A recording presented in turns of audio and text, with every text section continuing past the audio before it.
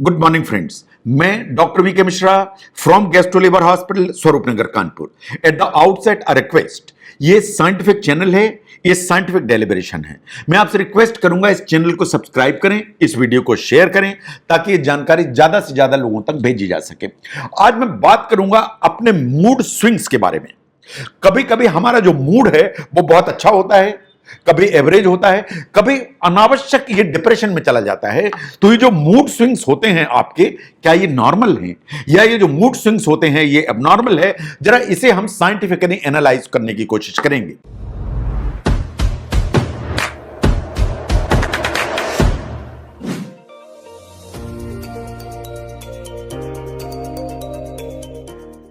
अगर आप फैक्ट्स को ध्यान से देखें, कभी आपको लगता है कि मेरा मूड एकदम अपबीट है, कभी आपको लगता है कि मेरा मूड एकदम डाउन है, एंड ये फिर अपने आप ही ठीक हो जाता है। ये इस तरह के जो वेरिएशंस होते हैं या फ्लक्चुएशंस होते हैं, दे आर वेरी कॉमन।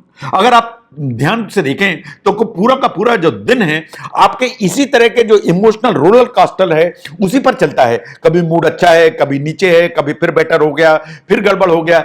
ये जो इमोशनल रोलर कास्टर होता है इसी पर आपका मूड दिन भर चलते चले जाता है।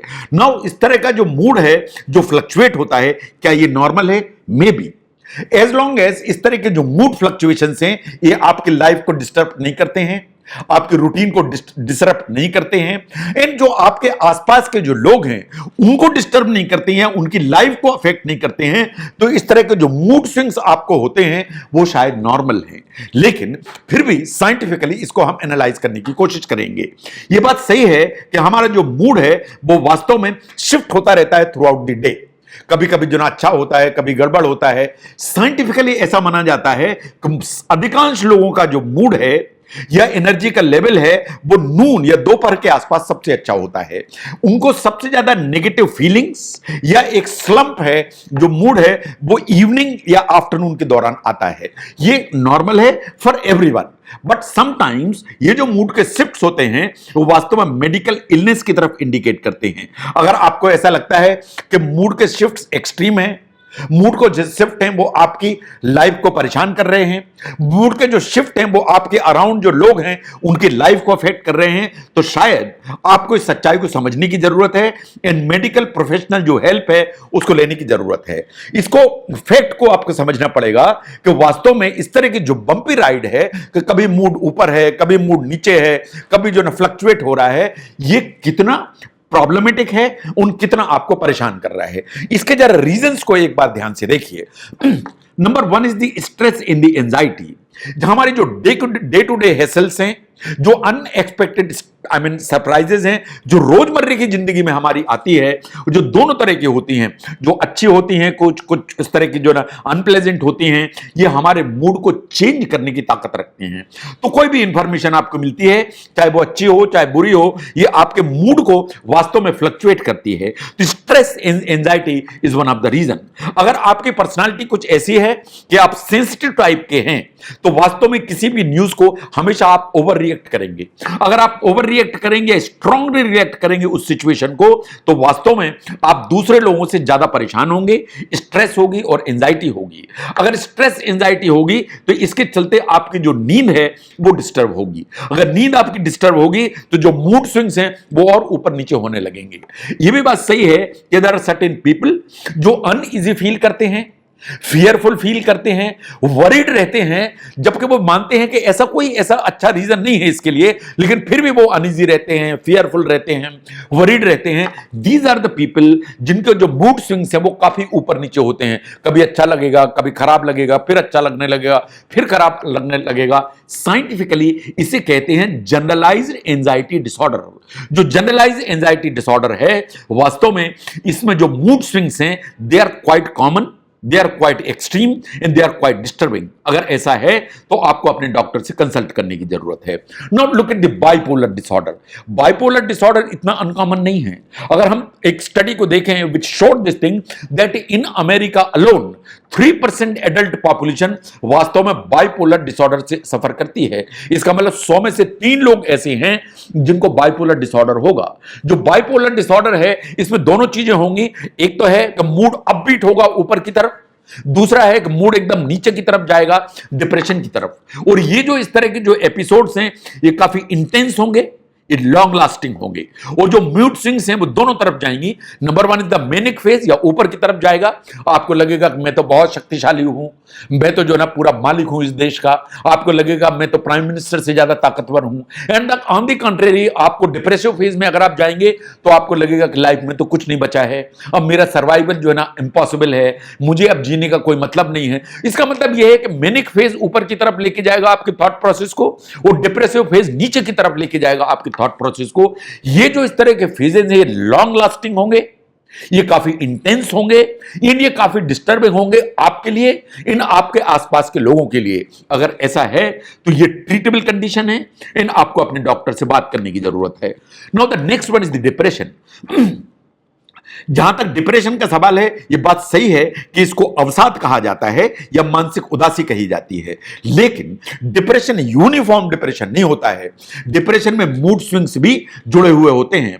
यह बात सही है कि आपको डिप्रेशन है, इसके बावजूद भी मूड जो है ना ऊपर की नीचे की तरफ होता है, लेकिन डिप्रेशन में कभी भी मैनिक फेज नहीं आता है कि आपको मैनिक फेज हो जाए कि आपको अपबीट एकदम ऊपर की तरफ मूड चला जाए और आपको फिर लगने लगे कि मैं तो बहुत शक्तिशाली हूं, मैं तो बहुत पावरफुल हूं, मैं तो ये भी कर सकता हूं। तो जो मैनिक फेज आता है बाइपोलर डिसऑर्डर में, that is not there in the depression. Depression में मूड ऊपर नीचे जरूर होता है, बट बाय एंड लार्ज आपका जो मूड है वो नीचे की तरफ होता है। ये एक मानसिक उदासी परसिस्ट रहती है। ये बात सही है, और इस फैक्ट को आप ध्यान से देखिए, बिकॉज जो डिप्रेशन है, लोगों को ऐसा हमेशा ऑब्जर्वेशन है कि सबसे मूड उनका डिप्रेस्ड रहता है मॉर्निंग के समय। यानी मॉर्निंग में सब आप सो के उठते हैं, सवेरे के समय आपका जो मूड है वो काफी डिप्रेस्ड एंड उदासी जैसा होता है। जैसे जैसे टाइम निकलता जाता है, आफ्टरनून इवनिंग टाइम में वो धीरे धीरे चेयरफुल हो जाता है, and later in the day you feel better. तो जहां तक डिप्रेशन का सवाल है, ये मेडिकल इलनेस है, इसका प्रॉपर ट्रीटमेंट है, इन आपको एक प्रोफेशनल हेल्प लेने की जरूरत है। Not look at the borderline personality disorder is very common. जो कैरेक्टरिस्टिक है कि आपको सडन इंटेंस शिफ्ट होते हैं मूड में, sudden and intense shift in the mood. ये जो मूड्स हैं वो एंजाइटी से एंग्री हो सकते हैं, डिप्रेशन टू एंशियस हो सकते हैं। तो जो मूड है वो लगातार ऐसे फ्लक्चुएट होते रहते हैं।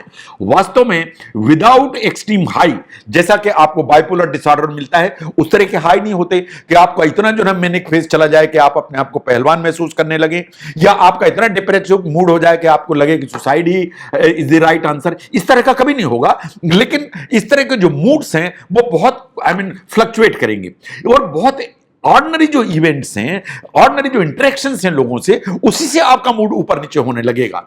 जो बॉर्डरलाइन पर्सनालिटी डिसऑर्डर है, वास्तव में ये बहुत कॉमन प्रॉब्लम है, इससे बहुत वेरी वेरी कॉमन प्रॉब्लम।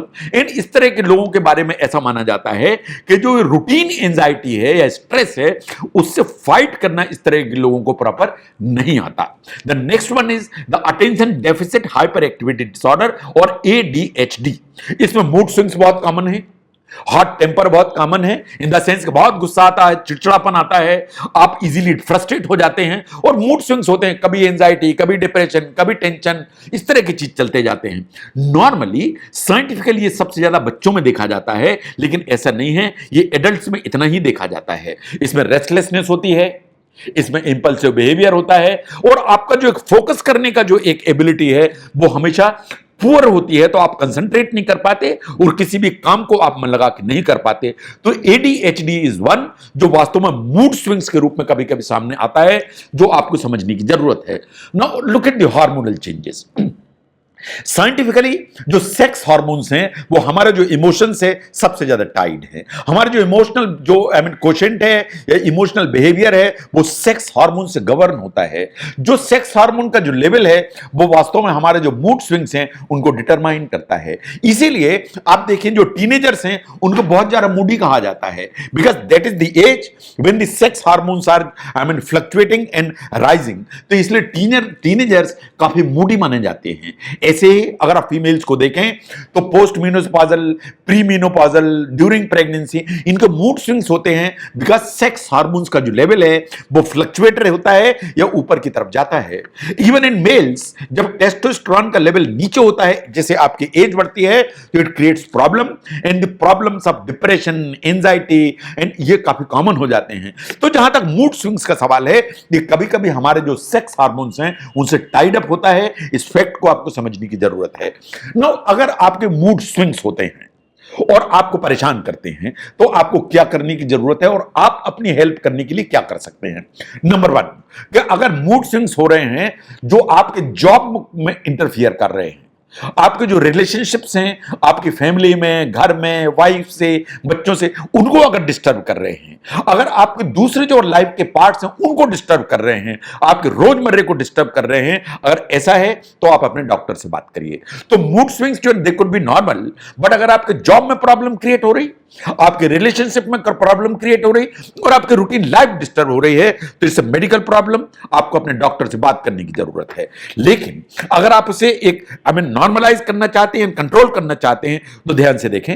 अगर आप रेगुलर वर्कआउट करते हैं, आप रोज वॉक करते हैं, एक्सरसाइज करते हैं, फिटनेस शेड्यूल मेंटेन करते हैं, तो जो मूड स्विंग्स हैं वो काफी स्टेबलाइज होते हैं। Even routine walk helps you out, ये साइंटिफिक स्टडीज ने ऐसा माना। अगर आपको एंजाइटी, डिप्रेशन को अलग करना है तो regular walk will help you out, क्योंकि जब आप वॉक करते हैं तो आपकी बॉडी के अंदर एंडोर्फिन्स का जो लेवल है वो ऊपर की तरफ जाता है। जो एंडोर्फिन्स हैं इनको फील गुड हार्मोन्स माना जाता है। अगर ये ऊपर की तरफ जाएंगे तो आपका मूड स्टेबलाइज होगा और जो स्विंग्स हैं वो नीचे की तरफ आएंगे। अगर आप रोज एक्सरसाइज करते हैं, आपकी स्लीप की क्वालिटी इंप्रूव होगी। स्लीप की क्वालिटी इंप्रूव होगी तो मूड स्विंग्स नेचुरली कंट्रोल होंगे। ऐसे ही अगर आपको म्यूजिक सुनने की आदत है तो music is the only thing जो आपके ब्रेन की सभी मोडलिटीज को एक्टिवेट करके चलती है और जो मूड स्विंग्स हैं उनको नीचे की तरफ लाने की ताकत रखती है। तो इसलिए अगर आपको लगता है कि मूड स्विंग्स हैं जो आपको लगता है कि मैनेजेबल है, तो आप अपनी लाइफस्टाइल चेंज करिए, शायद वो इंप्रूव हो जाए। लेकिन अगर आपको लगता है कि मूड स्विंग्स इतने हैं कि आपके जॉब को अफेक्ट कर रहे हैं, आपकी रिलेशनशिप्स को अफेक्ट कर रहे हैं, आपके क्वालिटी लाइफ को अफेक्ट कर रहे हैं, अगर ये तीनों चीजें हैं, इसका मतलब यह है कि मेडिकल प्रॉब्लम है एंड आपको एक प्रोफेशनल हेल्प की जरूरत है, तो आपको डॉक्टर को दिखाने की जरूरत है। तो जहां तक मूड स्विंग्स हैं, they are normal for everyone, but every time they are not normal and कभी कभी मेडिकल हेल्प की जरूरत पड़ती है। अगर इसको समझने में ये वीडियो आपको हेल्प करता है तो जरूर शेयर करें। मैं doctor V K Mishra from guest liver hospital, Swaroop Nagar, Kanpur. Thank you very much.